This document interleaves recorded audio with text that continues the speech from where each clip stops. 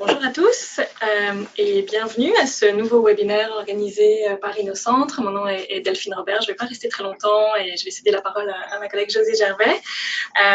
Juste pour vous parler du thème du jour, vous le connaissez certainement, mais nous allons aujourd'hui aborder la question assez sensible de la protection des données personnelles en milieu de travail. Car toute entreprise, quelle que soit sa taille et son nombre d'employés, est assujettie aux lois canadiennes sur la protection des renseignements personnels. Alors, afin d'éviter des conséquences qui peuvent être coûteuses, il est vraiment important de s'assurer d'être en conformité, d'avoir mis en place les bons outils. Alors, pour vous en parler en détail, j'ai le plaisir de vous présenter Maître José Gervais, qui est associée au bureau de Girling WLG à Montréal, où elle est d'ailleurs chef du groupe de droit du travail, emploi et droit de la personne. Mais Girling WLG, c'est aussi un cabinet juridique présent à travers tout le Canada et même le monde, par nos 18 bureaux. Mais aujourd'hui, on est à Montréal et on va vous parler de questions reliées au droit aussi bien provincial que fédéral. José conseille de nombreux employeurs locaux et internationaux sur de nombreuses questions en lien avec le droit de l'emploi, comme par exemple la préparation et la révision de contrats de travail individuels, l'élaboration et la mise en œuvre de politiques et de procédures en matière d'emploi. Elle aide aussi les employeurs en ce qui a trait à la santé et la sécurité au travail, à l'équité salariale, aux droits de la personne et aux relations de travail. Et elle a notamment développé une expertise en matière d'obligation des employeurs quant à la protection des données personnelles en milieu de travail. Et elle va donc vous en parler en détail aujourd'hui. Alors tout de suite, je cède la parole. Merci José. Merci.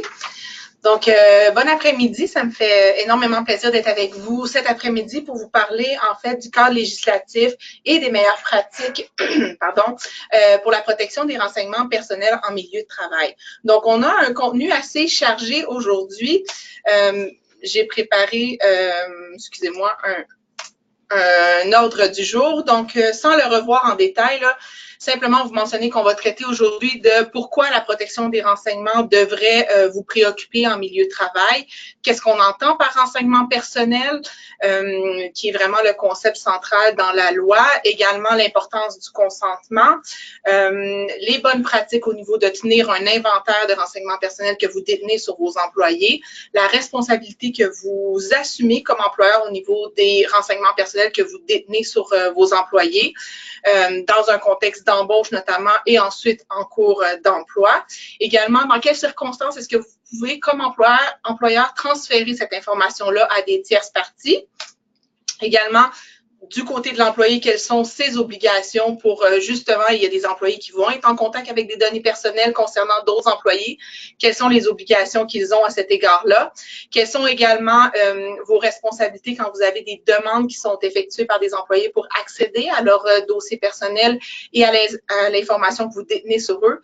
Et finalement, des conseils là, pour assurer une meilleure protection, notamment au niveau des outils technologiques que vous utilisez pour archiver vos données personnelles ou pour tenir les données personnelles que vous détenez sur vos employés.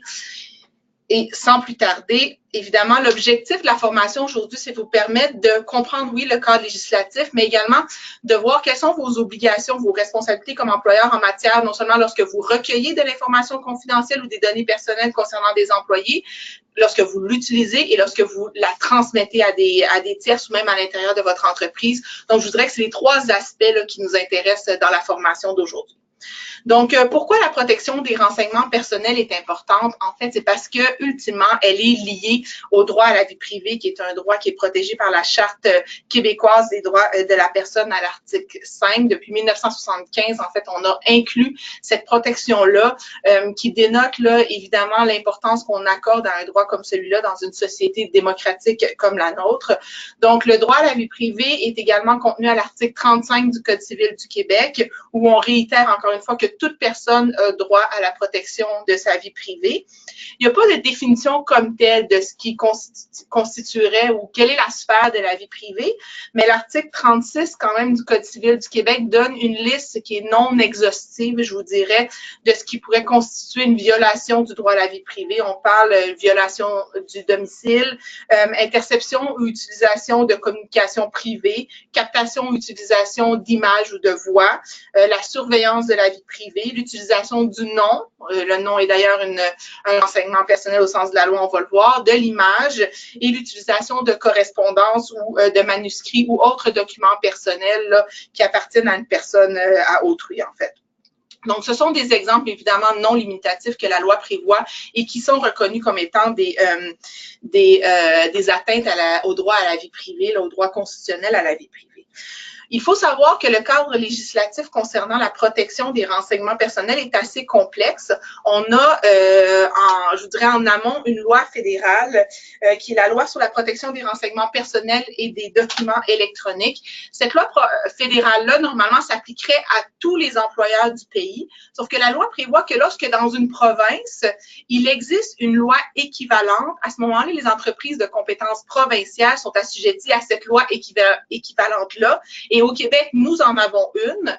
Et donc, pour les employeurs du Québec, à moins d'être un employeur de compétences fédérales, donc on parle des employeurs dans des champs de compétences fédérales comme les banques, le transport maritime, le transport interprovincial. Autrement, si vous êtes vraiment une entreprise privée de compétences provinciales, comme c'est le cas pour la majorité des entreprises, vous êtes assujettis à la loi provinciale.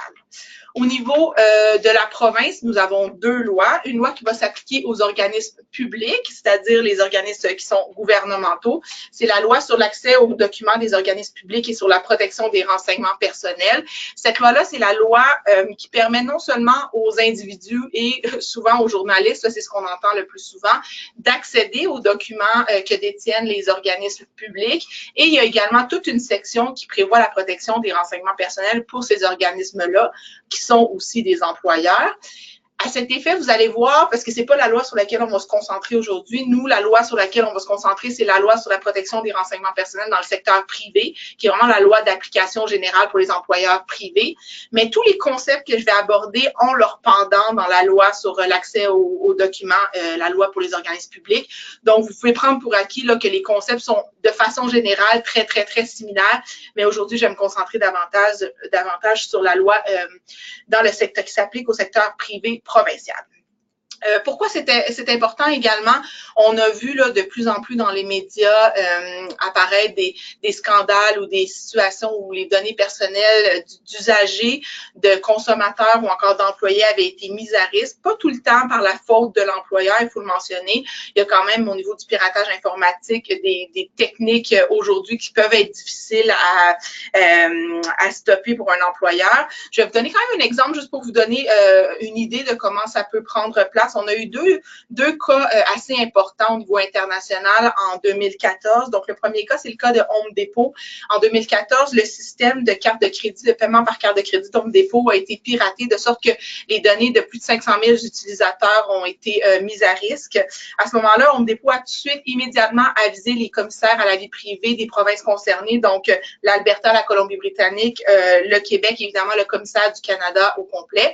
Après enquête, les commissaires à la vie privée ont conclu Home Depot n'avait pas commis de faute à cet égard-là. Mais malgré le fait qu'il n'y avait pas de faute commise, Home Depot a eu des pratiques, on pourrait dire, exemplaires en émettant un communiqué pour informer du problème de sécurité qui était survenu et en informant personnellement les 500 000 utilisateurs ou usagers qui avaient vu leurs données compromises. Il y a des recours collectifs qui ont été entrepris suite à ça et ça a donné ça s'est conclu en 2016 par la signature d'un règlement d'environ 400 000 $, ce qui est quand même peu si on pense à l'ampleur de la problématique qui était survenue. Et ça démontre que ici, l'entreprise, même si elle n'avait commis aucune faute aux yeux des commissaires de protection à la vie privée, ils ont été proactifs dans la gestion de la situation. Et l'autre exemple que je vous mentionne ici, l'exemple du groupe Yahoo est complètement à l'opposé. Yahoo a été piraté également au niveau de le nom, l'adresse, les informations de carte de crédit de personnes qui avaient été les courriels, les dates de naissance, ça avait tout été divulgué suite à un piratage informatique. Et Yahoo, contrairement à Home Depot, a décidé de cacher l'information et ça s'est su seulement en 2016. Et justement, en raison de l'attitude du groupe Yahoo dans ce dossier-là, il y a une amende de 35 millions qui leur a été imposée aux États-Unis. Donc, comme je vous l'ai mentionné, au Québec, c'est la loi qui s'applique dans le secteur privé, c'est la loi sur la protection des renseignements personnels dans le secteur privé. Donc, elle s'applique à toute entreprise qui est exploitée au Québec. Donc, on parle d'une personne, d'une société qui exploite une entreprise dans la mesure où elle recueille, elle détient, elle utilise ou elle communique des renseignements personnels concernant ses employés. Donc, il faut savoir que ce n'est pas seulement les entreprises qui sont situées au Québec, ce sont toutes les entreprises qui font affaire au Québec ou qui sont exploitées au Québec. Donc, même si le siège social, par exemple, de l'entreprise n'est pas au Québec ou qu'elle a des places d'affaires ailleurs, ou même que les données personnelles qu'elle collige sur les employés québécois sont détenues à l'extérieur ou dans un autre établissement, à ce moment-là, elle est quand même assujettie puisqu'elle fait affaire au Québec. La question, évidemment, c'est est-ce qu'une entreprise peut recueillir des informations confidentielles ou des renseignements personnels, là, qui est le thème consacré dans la loi, concernant ses employés. Donc, évidemment, elle peut le faire lorsqu'elle doit monter un dossier concernant un salarié, mais elle doit le faire dans la mesure où ça lui permet de s'acquitter de cette tâche-là, qui est d'avoir un dossier d'employé. Donc, la question que l'entreprise doit se poser, c'est quels sont les renseignements que j'ai vraiment besoin, qui sont nécessaires, c'est le critère de nécessité, pour gérer la relation d'emploi. Donc, si on parle d'un candidat, on va parler justement du nom, on va parler des expériences de travail, mais est-ce que vous avez vraiment besoin comme entreprise de demander à un candidat quelle est sa date de naissance, par exemple? Non seulement c'est non nécessaire pour le dossier d'emploi, de candidature, mais en plus, ça vous met à risque au niveau de la Charte des droits et libertés de la personne, puisqu'un employé pourrait prétendre, ou un candidat pourrait prétendre qu'en révélant son âge par sa date de naissance, il n'a pas été embauché en raison d'un motif de discrimination prohibé qui est l'âge. Et donc, vous vous mettez à risque inutilement si vous demandez des informations qui ne sont pas nécessaires pour le dossier que vous constituez. La loi prévoit que l'employeur qui monte un dossier ou qui collige des informations sur un employé doit informer l'employé. Je vous le mentionne parce qu'il y a peu d'employeurs qui le font de façon formelle et c'est une des bonnes pratiques à adopter. On doit informer l'employé sur l'objet du dossier, sur l'utilisation qui va être faite des renseignements. Généralement, c'est pour gérer la paie, les avantages sociaux, sur les catégories de personnes qui vont avoir accès aussi aux informations. On va le voir plus tard. Il faut faire attention comme employeur de s'assurer que seules les personnes qui ont à accéder à l'information dans le cadre de leur fonction vont y avoir accès. On va également informer l'employé de l'endroit où va être détenu ou entreposer les données et finalement du droit de l'employé d'avoir accès à ces données et de faire des demandes de rectification. Donc, des fois, les employeurs le font dans le cadre de contrats d'emploi, de lettres d'embauche de façon verbale lors de rencontres avec l'employé, mais vous devez savoir que ça doit être fait. Donc, qu'est-ce qu'un renseignement personnel? Évidemment, le renseignement personnel est à la base de l'application de la loi, puisque c'est une loi de protection des renseignements personnels. Donc, on le définit à l'article 2 comme une information qui porte sur une personne et qui permet de l'identifier.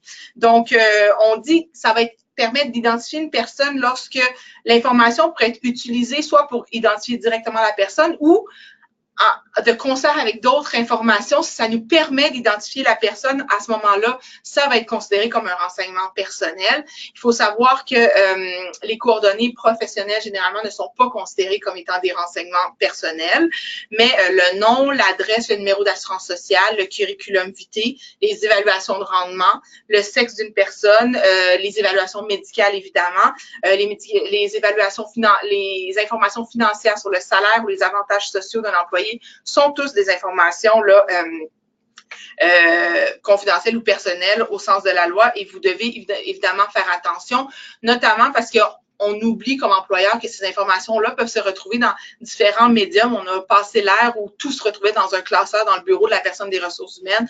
Donc, généralement, ça peut être dans des courriels électroniques qu'on a reçus concernant un employé. Donc, il faut être vigilant sur tous les aspects et toutes les communications qui contiennent des renseignements personnels concernant nos employés. Donc, la base de la collecte, de la transmission et de l'utilisation des renseignements personnels dans la loi, c'est le consentement. Et donc, en principe, ça prend le consentement de l'employé concerné avant de recueillir ou d'utiliser ou de transmettre l'information confidentielle. Je vous dirais que c'est le principe de base. Évidemment, après ça, il y a des exceptions, mais justement, ce sont des exceptions. Donc, retenez que le principe de base, c'est vraiment la nécessité d'un consentement.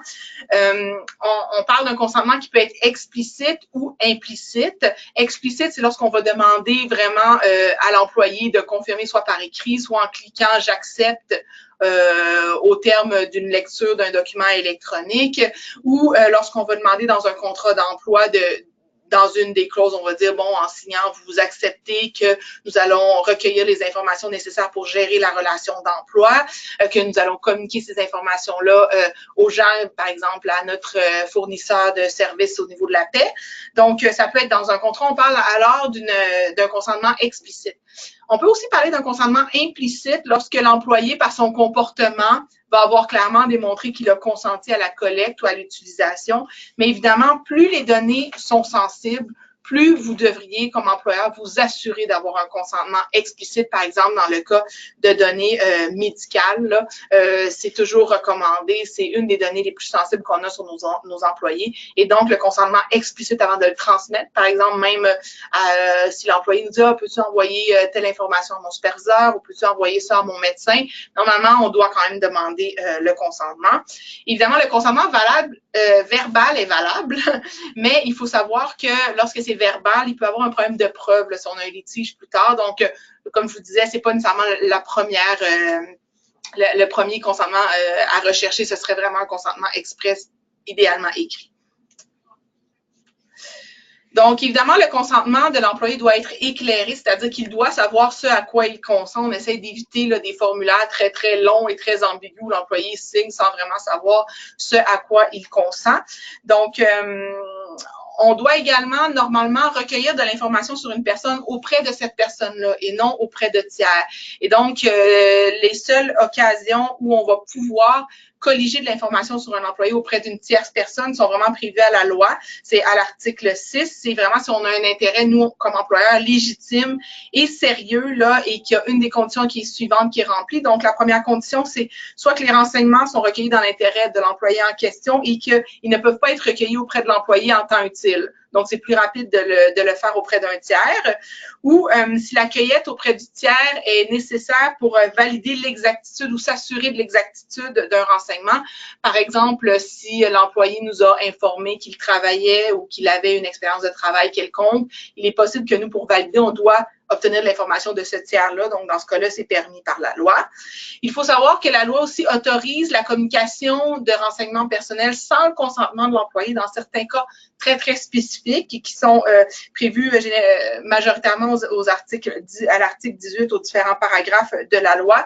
Dans ce cas-là, la communication ne nécessite pas un consentement comme tel. Donc, on parle si les renseignements sont nécessaires pour détecter une fraude, s'ils peuvent mener à la découverte d'activités illégales. Si vous communiquez des renseignements personnels d'un employé à un avocat, par exemple, dans le cadre de ma pratique, j'ai énormément d'employeurs qui vont me communiquer des renseignements personnels sur un employé, par exemple, si on me demande une opinion sur une fin d'emploi. Évidemment, ils n'ont pas besoin de demander l'autorisation de l'employé et cette communication-là, ultimement, là, va être couverte par le secret professionnel. Si les renseignements également sont nécessaires pour appliquer une convention collective, ou pour l'application d'une loi québécoise, le consentement n'est pas nécessaire. Dans une situation d'urgence où la vie est en danger ou la sécurité, on pourrait également pouvoir les communiquer. Si c'est pour recouvrir une créance, c'est prévu à la loi également à l'article 18, paragraphe 9.1. Pour un service d'archives également. Et à l'article 20, c'est un élément qui est important. On dit les renseignements personnels peuvent être accessibles aux préposés et aux mandataires de l'employeur. Donc, vos employés des ressources humaines, par exemple, ils sont vos préposés ou mandataires et à ce moment-là, vous n'avez pas besoin du consentement de la personne ou du salarié pour communiquer les renseignements ou pour que les personnes des ressources humaines ou les autres personnes qui pourraient vraiment, ils doivent avoir un intérêt légitime d'y avoir accès, mais vous n'avez pas besoin d'aller chercher un consentement là, à chaque fois qu'un de vos mandataires va avoir accès aux renseignements. Les bonnes pratiques en matière de cueillette, surtout de renseignements personnels, je vous dirais, vous devez, pour vous assurer d'avoir une protection adéquate, vous devriez vous poser la question suivante. Quelle est l'information comme employeur que je détiens sur mes employés? Et est-ce que ce sont des renseignements personnels au sens de la loi? Généralement, on en détient plusieurs. Et est-ce qu'il est toujours nécessaire aujourd'hui, au moment où je fais l'analyse, de colliger ou de détenir ces informations-là? Il faut savoir que souvent, et moi je le vois beaucoup dans ma pratique, les employeurs conservent dans leurs archives les données sur les employés, même plusieurs années après la fin d'emploi. Il faut se poser la question, est-ce qu'on a encore un intérêt légitime de détenir ces informations-là? Par exemple, on sait que la prescription ou le temps où un litige pourrait survenir concernant une situation d'emploi, généralement 3 ans pour la plupart des litiges, matière fiscale 6 ans, l'équité salariale, on doit garder les documents 5 ans, mais il n'y a pas de raison qu'on ait encore des données personnelles sur des employés qui sont plus chez nous depuis 15 ans. Parce qu'on n'a pas besoin de l'avoir. Et comme je vous disais, le concept dans la loi, c'est ces renseignements-là doivent être nécessaires. Donc, lorsqu'ils sont issus ou lorsqu'ils sont rendus désuets, ils ne sont plus nécessaires et ils ne sont à tout événement probablement pas actuels non plus. Le niveau de protection, évidemment, aujourd'hui, il y a énormément de données qui sont détenues dans des supports numériques. Donc, on doit s'assurer d'avoir un niveau de protection et des mécanismes de protection informatique pour justement qui vont être adaptés à la sensibilité des documents. On parle de mots de passe ou des chiffrements pour les appareils mobiles. Le niveau de protection devrait nécessairement, là, ou généralement, correspondre à la sensibilité des informations qui sont contenues. Je sais que j'ai plusieurs employeurs avec qui je fais affaire qui ont même un dossier séparé pour les employés, pour les informations médicales. Donc, juste pour s'assurer qu'il n'y a pas un employé un jour qui consulte le dossier pour avoir l'adresse, puis là, il tomberait sur des informations médicales qu'il n'y a pas à savoir. Il y a certains employeurs qui ont une pratique de mettre les informations médicales dans un dossier à part pour s'assurer vraiment que seuls les gens qui ont besoin d'y accéder au sein de l'entreprise vont y accéder. Évidemment, la meilleure pratique, et ça, vous le savez parce que ça s'applique à beaucoup d'autres éléments de sécurité informatique, les employés qui accèdent aux données personnelles là, devraient changer leur mot de passe régulièrement. Donc, évidemment, comme entreprise, vous êtes directement responsable des renseignements personnels qui vous sont confiés ou qui sont en votre possession. Donc, généralement, c'est par vos employés que vous assumez cette responsabilité-là. Donc, il est important que les employés respectent la politique que vous avez à cet égard-là sur la protection des renseignements pour s'assurer que vous demeurez conforme aux lois et aux règlements. Donc, la politique, généralement, va exposer les grandes lignes du type de renseignements personnels qui sont collectés et va cerner les objectifs là, de la collecte. Comme je vous disais, l'important, c'est de dire l'employé, là, lorsqu'on vous lui pose une question ou le candidat, il doit être capable de comprendre pourquoi il a besoin de vous communiquer cette information-là qui est un renseignement personnel. Le but, c'est pas de ratisser plus large pour avoir ce qu'on a besoin, c'est vraiment de seulement se limiter à ce qu'on a besoin. C'est la question qu'on doit se répéter souvent comme employeur. Est-ce que j'ai vraiment besoin de cette information-là à la lumière des caractéristiques du poste de l'employé, de ses fonctions et de ce que je vais faire avec ces informations-là? Lorsque, par exemple, dans votre politique, vous avez identifié à quelle fin l'information va être utilisée et que finalement, en cours d'emploi, vous voulez utiliser les informations à une fin non prévue à votre politique ou pour quelque chose qui n'avait pas nécessairement été communiqué à l'employé, à ce moment-là, vous devez aller chercher le consentement à nouveau de l'employé parce que l'employé n'avait pas consenti à l'utilisation de ces renseignements personnels-là à une fin comme celle-là. Donc, ça nous a, dans un contexte d'embauche, évidemment, à prime abord, on peut penser là au niveau, je voudrais peut-être plus théorique, que dès que vous demandez comme employeur des renseignements personnels, ça peut constituer une atteinte à la vie privée. Mais évidemment, c'est plus compliqué que ça. Ça doit vraiment, la clé, je vous dirais, c'est le lien avec l'emploi. Vous devez collecter seulement ce qui est nécessaire pour la relation d'emploi ou pour le poste sur lequel la personne postule. Et la loi prévoit que si le candidat refuse de répondre, à moins que les données soient nécessaires, vous ne pouvez pas refuser de l'embaucher pour cette question-là. C'est l'article 9 qui le prévoit, qui dit « Nul ne peut refuser d'acquiescer à une demande relative à un emploi à cause du refus d'une personne de fournir un renseignement personnel. » Donc, on a un petit peu consacré dans cet article-là le droit au silence du candidat. Par exemple, on peut penser à une situation où un candidat aurait travaillé pour un employeur précédent. Il ne voudra peut-être pas dévoiler le nom de l'employeur parce que s'il a été congédié, il n'est peut-être pas en accord avec les motifs de congédiement. Il ne voudra pas le communiquer.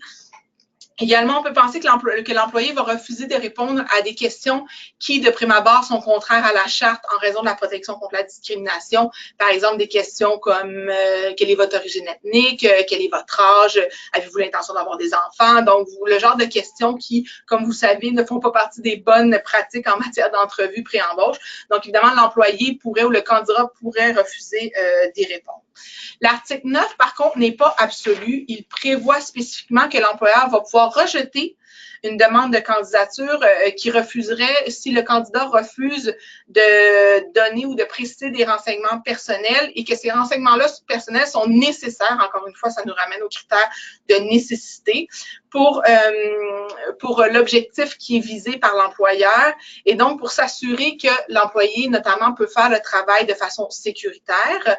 Il peut aussi refuser d'embaucher une personne qui refuserait de donner des renseignements personnels alors que c'est prévu par la loi qu'il doit les donner ou qu'il peut les donner.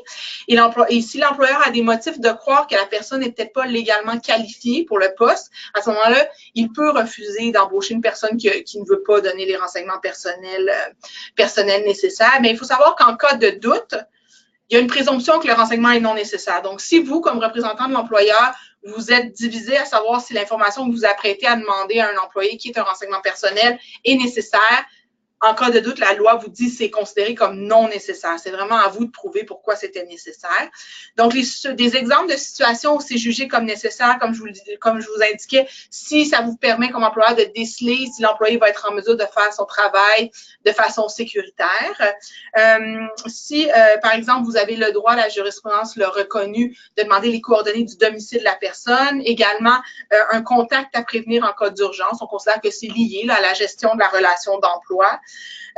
Également, une entreprise va être justifiée de demander des attestations pour les emplois précédents ou pour l'expérience que le candidat représente avoir. Donc, évidemment, l'employeur n'est pas obligé de se fier strictement sur ce que l'employé ou le candidat représente. Il a le droit là, de vérifier que le prérequis à l'emploi, qui peut être 10 ans d'expérience dans tel domaine, est évidemment rencontré. Et au niveau de la charte, dans certains cas, l'employeur va même justifier de demander des questions qui seraient autrement discriminatoires, notamment sur la question du handicap. On sait que le handicap englobe toute condition physique qui pourrait avoir un impact sur votre capacité à effectuer votre travail. Mais évidemment, normalement, autant un employé pourrait dire non, l'employeur n'a pas le droit de me demander, par exemple, si mon dos est en bonne condition. Mais si l'employeur est capable de démontrer que on appelle ça une exigence professionnelle justifiée, c'est-à-dire que l'emploi pour lequel vous postulez requiert que vous leviez des charges et l'utilisation du dos est particulièrement importante ou c'est une région qui va être sollicitée. Dans ce cas-là, l'article 20 de la Charte permet à l'employeur de poser des questions qui seraient dans un autre contexte considérées comme discriminatoires. Mais évidemment, à ce moment-là, et je vais y revenir, l'employeur doit monter son dossier pour pouvoir être capable de justifier pourquoi il devait poser ces questions-là. Il est important de savoir qu'en droit du travail, lorsque l'employé omet de divulguer des informations importantes, ou qu'il répond de façon erronée aux questions de l'employeur, l'employeur va pouvoir prétendre plus tard, lorsqu'il va découvrir un petit peu le poteau rose, que son consentement a été vicié, c'est-à-dire qu'il est entré dans une relation d'emploi en ayant des informations qui étaient fausses et donc qu'il a un motif sérieux parce que le consentement est vicié. Évidemment, la première question avant de déterminer si l'employeur peut mettre fin à l'emploi, un tribunal va regarder si au départ, l'employeur pouvait demander cette question-là. Des cas où l'employeur dit « Oui, j'ai demandé s'il y avait une condition au dos, il m'a répondu non. Finalement, je découvre plus tard qu'il en a une. » Oui, mais si, comme employeur, vous n'aviez pas le droit de le demander de prime abord parce que ça n'avait aucun lien avec l'emploi, ce n'était pas nécessaire au sens de la loi, bien à ce moment-là, le fait qu'il vous ait menti a peu d'importance parce que vous n'aviez pas le droit de le demander. Donc, d'où l'importance de bien documenter là, les exigences du poste. Est-ce que ça a changé? Donc, un des exemples concrets pour lesquels je suis énormément consultée en matière de protection des renseignements personnels, c'est la question de la vérification des antécédents criminels. J'ai plusieurs employeurs avec lesquels je travaille et je pense que c'est une pratique assez répandue qui ont une politique où systématiquement, ils vont demander à tous les candidats une autorisation pour vérifier les renseignements criminels ou les antécédents criminels qu'une personne peut avoir. Il faut savoir que c'est pas parce que vous avez le consentement, parce qu'évidemment, un candidat est un peu en position inégale au niveau de sa situation, c'est-à-dire qu'il se cherche un emploi, donc il s'imagine que c'est peut-être pas nécessairement la meilleure pratique que d'aller refuser de fournir la moitié de l'information qui lui est demandée par l'employeur potentiel. Cela étant dit, vous devez savoir que c'est pas parce que vous avez le consentement que ça va valider une pratique qui autrement contrevient à la loi. Donc, en matière d'antécédents criminels, la règle, bon, évidemment, c'est la charte, l'article 18.2 qui dit que vous n'avez pas le droit comme employeur de discriminer une personne sur la base des antécédents criminels si ces antécédents criminels-là sont non reliés à son emploi. Donc, ça, c'est le principe de base, c'est une protection contre la discrimination. Mais outre cela, si on fait maintenant référence à la loi sur la protection des renseignements personnels dans le secteur privé, vous ne pouvez pas non plus demander l'information au candidat si c'est sans lien avec l'emploi. Donc, vous devez vous demander avant de vérifier les antécédents criminels, est-ce que j'ai vraiment besoin de le savoir? Est-ce que vraiment le poste pour lequel je sollicite, j'ai fait un appel de candidature et j'ai reçu des candidatures. Est-ce que vraiment j'ai besoin de connaître les antécédents criminels d'une personne pour ce poste-là? Évidemment, si la personne travaille avec une clientèle vulnérable, si elle va être en contact avec des sommes importantes d'argent, oui, ça va être justifié. Mais il faut se poser cette question-là, c'est très important. Et donc, vous devez savoir que la position de la Commission des droits de la personne, c'est que dès que, comme employeur, vous demandez la question, avez-vous des antécédents criminels? Il y a une présomption que si la personne n'est pas embauchée, c'est à cause des résultats. Ça se peut que ça soit à cause de quelque chose d'autre, mais à ce moment-là, ça va être votre fardeau comme employeur de démontrer qu'il y a un autre motif que le résultat de la recherche qui a été faite sur les antécédents criminels. Au niveau du lien avec l'emploi, encore une fois, c'est pas facile de démontrer qu'il y a un lien avec l'emploi. J'ai beaucoup d'employeurs qui, dès qu'il y a quelque chose dans le passé criminel de l'employé, vont dire non, c'est lié, c'est lié, c'est lié. Mais en réalité, c'est beaucoup plus compliqué que ça. Oui, si la personne est en contact avec de l'argent puis elle a des antécédents de fraude, c'est lié. Mais il y a des cas, par exemple, on avait énormément d'employés avec des dossiers de possession saine de marijuana. C'est plus compliqué de démontrer le lien dans des cas comme celui-là. Au niveau de la vérification des antécédents médicaux, à ce moment-là, c'est un peu la même question. L'article 18.1 de la Charte prévoit spécifiquement que vous n'êtes pas supposé poser des questions qui portent sur des motifs de discrimination. Donc, le handicap, quand vous posez une question sur les antécédents médicaux, ça vient toucher directement un motif de discrimination prohibé. Donc, la seule raison pour laquelle vous devez le faire, c'est en lien avec l'emploi. Donc, c'est une décision de la Cour d'appel qui a établi les critères. On parle ici, c'était un cas où il y avait un infirmier auxiliaire qui s'était fait demander dans le formulaire pré-embauche, avez-vous des problèmes de santé mentale? Avez-vous déjà eu des problèmes de dépendance aux drogues ou à l'alcool? Ce à quoi il avait répondu non. L'employeur a découvert plus tard que l'employé avait des importants antécédents en santé mentale, également au niveau de problèmes de consommation. Il a congédié l'employé. Et évidemment, le syndicat a déposé un grief en disant « Non, mais vous n'aviez pas le droit comme employeur de poser ces questions-là. Donc, de toute façon, votre question était illégale. Donc, c'est pas important que l'employé ait menti. » Et le congédiement a été confirmé par la Cour d'appel, par l'arbitre, par la Cour supérieure et éventuellement par la Cour d'appel, qui va venir confirmer qu'on peut poser des questions au niveau du passé médical de l'employé. C'est requis dans un but relié à l'emploi en cause. Et donc, c'est vraiment pour s'assurer que la personne rencontre les exigences du poste. Et comme je vous disais tout à l'heure, c'est pour cette raison-là que vous devez absolument vous assurer de documenter, idéalement avec un expert médical, là, quels sont les risques du poste, quelles sont les lésions les plus rencontrées dans ces postes-là, quelles sont les aptitudes que ça prend physique pour occuper ces postes-là. Et donc, le jour où vous allez vous faire questionner sur pourquoi vous avez posé ces questions-là, colliger ces informations personnelles-là, vous allez avoir une réponse là, qui va être supportée par justement la nature du poste et ses prérequis. Évidemment, la protection des renseignements personnels exige que vous ayez des dispositions, surtout si c'est au niveau informatique que c'est détenu, raisonnables de sécurité, donc des contrôles d'accès, déchiffrement des données électroniques, les classeurs, parce qu'on a encore des classeurs physiques, surtout pour les ressources humaines, les classeurs devraient être barrés, même le bureau des ressources humaines. Honnêtement, il y a tellement de renseignements personnels Ces bureaux-là ne devraient jamais être accessibles à tout employé qui circule chez l'employeur. On devrait y restreindre l'accès au niveau en barrant la porte, en s'assurant que lorsque la personne des ressources humaines n'est pas là, personne n'y a accès. Normalement, les informations qui sont jugées les plus délicates, là, on parle du numéro d'assurance sociale et les informations bancaires, parce que vous allez souvent les détenir sur vos employés, les permis de conduire, parce que ce sont les principaux documents qui sont utilisés là, pour usurper l'identité d'une personne. Donc, c'est pour ça qu'ils sont particulièrement sensibles. Normalement, comme je vous disais tout à l'heure, au niveau de la communication d'informations à des tiers, ça prend le consentement, c'est le principe de base. Vous pouvez échapper à cette obligation-là si vous entrez dans une des exceptions spécifiquement prévues aux articles 20, 18, 18.1 de la loi. Donc, normalement, comme je vous disais, votre mandataire ou votre préposé. Également,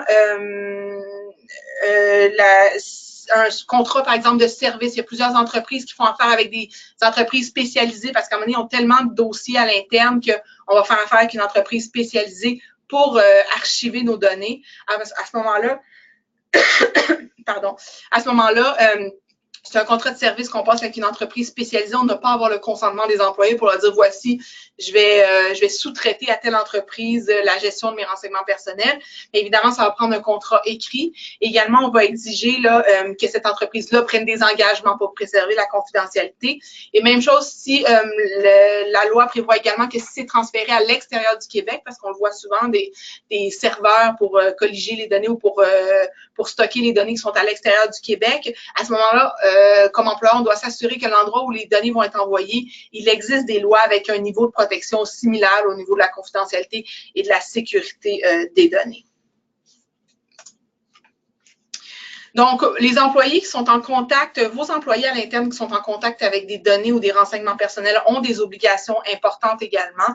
Ils doivent éviter d'envoyer de l'information sensible à des groupes par courriel. Là. Toujours faire attention, les envois à des groupes, parce qu'il faut s'assurer que toutes ces personnes-là vraiment ont intérêt ou ils ont besoin d'avoir ces renseignements-là. Par voie électronique, c'est toujours plus, je vous dirais, sensible. D'ailleurs, les commissaires à la vie privée dans les différentes provinces là, qui donnent des exemples où des évaluations de rendement ont été envoyées à des entreprises au complet, des informations salariales par mégarde. Donc, toujours s'assurer, des fois que les chaînes de courriel, c'est pas toujours facile de voir à qui on envoie vraiment. Donc, il faut être particulièrement prudent là, à ce niveau-là. Évidemment, vous devez, dans le meilleur des mondes, vous assurer que l'information est exacte. On va demander à nos employés de nous communiquer lorsqu'il y a des changements à leur situation, changement d'adresse ou autre, parce qu'évidemment, ces informations-là sont utilisées par des tiers, des fois comme notre organisme qui gère la paix. Donc, il faut s'assurer que les informations qu'on détient sur les employés demeurent là, exactes. Les employés, en vertu de la loi, ont le droit d'accéder aux informations et aux renseignements personnels que l'employeur détient sur eux. Donc, ils peuvent faire une demande et lorsque l'employeur reçoit la demande, il a l'obligation de communiquer l'information en question. C'est prévu à l'article 27 de la loi. Il y a quelques exceptions. Si les renseignements pourraient nuire à une enquête, si ils vont avoir un effet sur une procédure judiciaire. Donc, si vous êtes dans un litige avec l'employé en question, évidemment, c'est le privilège relatif au litige qui va s'appliquer. Ou si vous n'allez pas, évidemment, envoyer des informations, si le dossier ou les documents contiennent des informations par rapport à des tiers, évidemment, vous avez le droit également comme employeur de ne pas faire suite à la demande. Si vous refusez, vous devez indiquer par écrit les motifs pour lesquels vous refusez de donner accès à l'employé. Et sachez que vous avez 30 jours pour donner suite à une demande comme celle-là et que l'employé, par la suite, peut demander de supprimer de son dossier des informations qui sont non nécessaires ou de rectifier des informations qui sont inexactes. Là. Vous n'avez pas le droit de demander des frais comme tels pour l'accès, mais vous pouvez exiger des frais là, si l'employeur a demandé, par exemple, des copies de l'information.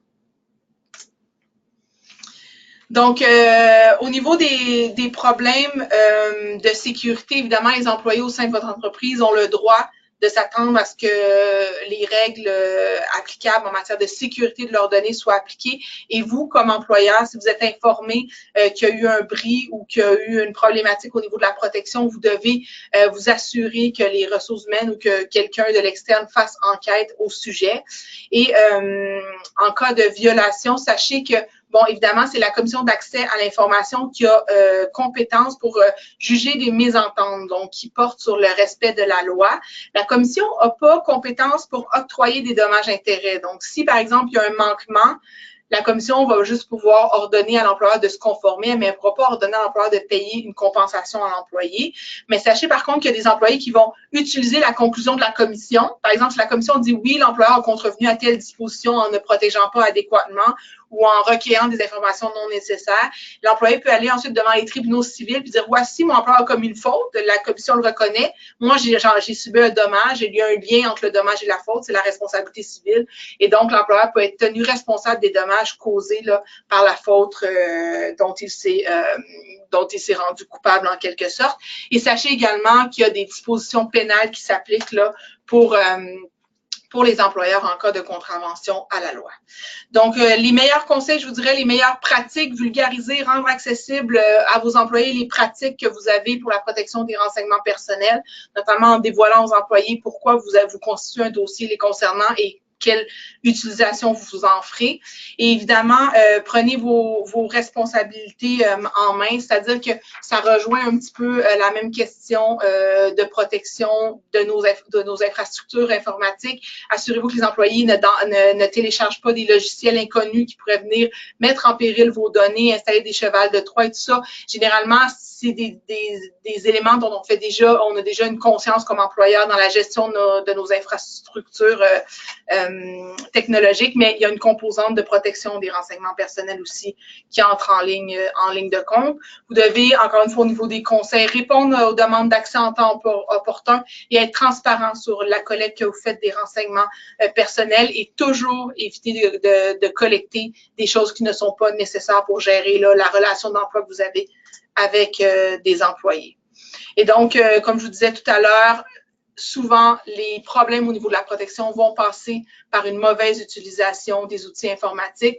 Donc, sachez que les gens qui se spécialisent dans le piratage de ces données-là vont essayer d'évaluer les comportements des employés qui ont accès, les comportements prévisibles pour justement mieux pouvoir utiliser une brèche là, à ce niveau-là et accéder aux informations confidentielles. Et c'est pour ça que c'est important de vous assurer que la formation de vos employés est à jour, que vos politiques sont à jour, revisiter régulièrement. Est-ce qu'on a des nouveaux outils technologiques qui pourraient faire en sorte qu'on n'a plus une protection aussi optimale qu'on avait?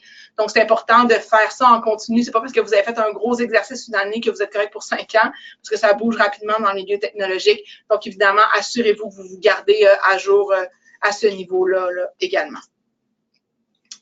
Évidemment, comme je vous disais, être transparent toujours avec les employés et vous assurer là, que, dans le fond, seulement les personnes qui doivent y avoir accès y ont accès et que les personnes sont au courant là, du caractère sensible et des mesures qu'elles doivent prendre pour protéger les documents et les renseignements personnels. Parfait, merci beaucoup José. Pour ceux qui souhaitent poser des questions, il faut simplement cliquer sur la petite flèche qui est en haut à droite de votre écran. Je vais d'ailleurs lire une des questions qui a été posée à José. Alors, que pensez-vous d'enregistrer une discussion d'évaluation de rendement ? Normalement, si vous l'indiquez à l'employé au début, c'est pas standard comme pratique, je vais être très honnête avec vous. S'il y a une raison pour laquelle vous le faites, vous pouvez l'indiquer. L'important, c'est que l'employé sache que ça va être enregistré. J'y vois pas de difficulté comme telle. Par la suite, évidemment, parce que de toute façon, généralement, l'évaluation de rendement, il va y avoir un document écrit qui reprend l'ensemble des informations discutées. Donc, dans la mesure où l'employé est au courant, puis après ça, vous faites attention comme employeur de où vous allez localiser dans votre serveur cette conversation-là pour pas que des gens qui n'ont pas à y avoir accès y accèdent. J'y vois pas de difficulté comme telle. Là. OK. Autre question. Quels sont, José, les litiges qu'on rencontre le plus en matière de renseignements personnels en milieu de travail? Est-ce qu'il y a des litiges qui reviennent, des thèmes qui reviennent fréquemment? Je vous dirais que moi, dans ma pratique, avec quoi je suis le plus en contact, ce sont des candidats à qui on n'a pas fait d'offre d'embauche. Donc, suite à un processus, surtout le plus loin où on se rend dans le processus, le plus loin, à ce moment-là, le candidat va avoir une expectative d'être embauché. Donc, lorsqu'il n'est pas embauché, souvent, il va chercher à comprendre pourquoi l'emploi. Donc, au niveau de la commission d'accès à l'information, les employeurs que je représente, c'est le plus de demandes qu'on a. C'est des candidats qui demandent d'avoir copie du dossier qu'on a monté sur eux au moment de l'analyse de leur candidature. Souvent, c'est dans l'objectif de comprendre pourquoi ils n'ont pas été sélectionnés et de voir s'il n'y aurait pas un motif discriminatoire qu'ils pourraient invoquer sous-jacent à notre décision de ne pas aller de l'avant avec l'embauche. OK, parfait.